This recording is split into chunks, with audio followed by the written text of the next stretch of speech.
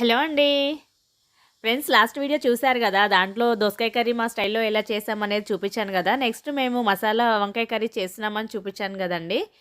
చెప్పాను గదా! అది ఇప్పుడు చేస్తున్నామనమాట. ఇంకా వంకాయలని జెప్పేసి కడిగి కట్ చేసి పెట్టాము. దాంట్లోకైతే ఇంకా నువ్వులు వేయించి పెట్టాము. ఇంతకుముందు పల్లి పొడి ఉందనమాట. అదైతే మేము చేయలేదు.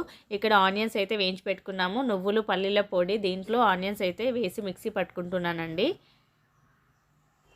ముందుగా అయితే నువ్వులు, పల్లీల పొడి అయితే మిక్సీ పట్టానండి. ఇది ఇవన్నిట్లో మెదుగుతుందా లేదని చెప్పేసి. తర్వాత ఆనియన్స్ వేశాను. ఆనియన్స్ కూడా మిక్సీ పట్టాక దీంట్లోనే అల్లం వెల్లుల్లి పేస్ట్ కూడా వేస్తున్నాను.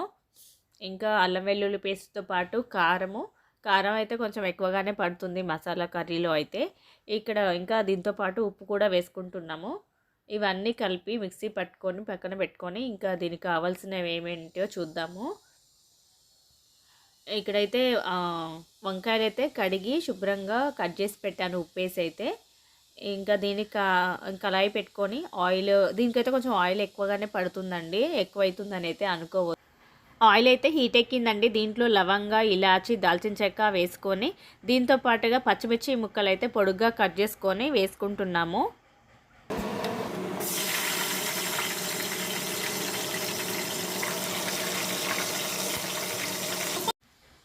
ఇక్కడ ఆయిల్‌లో కారం వేస్తున్నాం గదండీ! ఇదైతే కలర్ రావడం కోసం అయితే వేస్తున్నామండి. కొంచెం ఫుడ్ కలర్ వేయకుండా ఆయిల్‌లోనే కారం వేసుకుంటే కలర్‌ఫుల్‌గా ఉంటుందని జెప్పేసి ఇక్కడైతే కారం వేసాము. దీంట్లోనే కట్ జేసి పెట్టుకున్న వంకాయ ముక్కలున్నాయి గదా! అవి కూడా వేసుకొని అన్నీ అయితే వేస్తున్నాము. పిల్లలకందరికైతే ఈ కర్రీ ఇష్టమంట. ముందే చెప్పారు మాకు కావాలి అని జెప్పేసి. ఇంకా వాళ్ళేమడిగారంటే ఈరోజు పన్నీర్ కర్రీ చేయమని చెప్పారు. అది ఈరోజు కాదు ఇంకొక రోజు చూద్దామని చెప్పేసి అదైతే చేయలేదు. ఇవి కొంచెం మెత్ ముక్క మెత్తగా అయ్యేంత వరకు సాఫ్ట్‌గా అయ్యేంత వరకు అయితే మూత పెట్టుకొని ఉడికించుకుందామండి.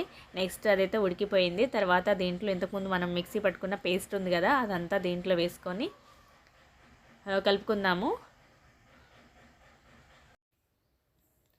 ఈ పేస్ట్ అంతా వేసిన తర్వాత దీంట్లో కావాల్సినన్ని వాటర్ అయితే పోసుకుంటున్నామండి. ఇదంతా కలిసేలాగా కలుపుకొని ఇంకా దీంట్లోకి ధనియాల పౌడర్ అవన్నీ అయితే వేసుకుంటున్నాము. ఇవన్నీ వేసిన తర్వాత ఒక 2 మినిట్స్ అయితే మూత పెట్టుకొని ఉడికించుకుందాము. మాకు ఇవయ్యేలోపే పిల్లలు అయిందా వంట బయటికెళ్దామా అని అయితే అడుగుతున్నారు. వాళ్ళని తీసుకెళ్తామన్న ఆశ అయితే వాళ్ళకుంది.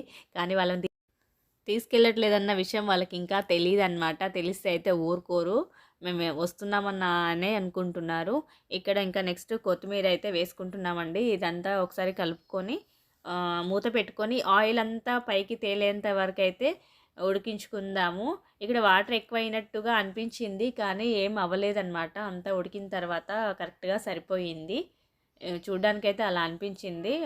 చల్లారిన తర్వాత అంతా కరెక్ట్‌గా సెట్ అయిందనమాట. ఇక్కడ ముక్క కూడా సాఫ్ట్ అయిపోయింది. ఇదిగోండి ఆయిల్ అంతా పైకొచ్చింది కదా! కర్రీ అయితే రెడీ అయిపోయింది. ఫ్రెండ్స్ మీరెలా చేస్తారు? మసాలా వంకాయ కర్రీ మా స్టైల్‌లో అయితే ఇలా ఉంది.